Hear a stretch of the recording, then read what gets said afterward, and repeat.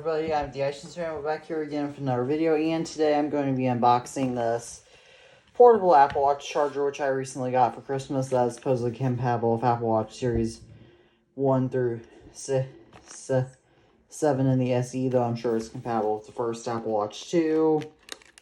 I just didn't realize that the first Apple Watch is called Series 0, which is a common mistake. As you can tell, if we look right here, you just get some basic info and a charger, which is just a micro USB charger, yes. And looky right here, we get the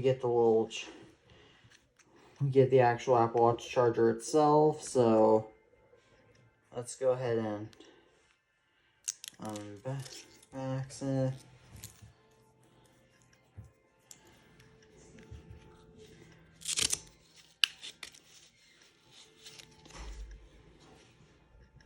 Now let's go ahead and let's try.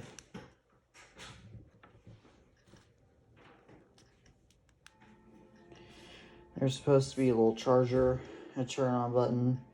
Okay, well this is arrived dead, but that is okay for all just this up, and hopefully it will work. So, oh, it's actually working now. So I hope you guys enjoyed this video, a little short video, and as always, peace out.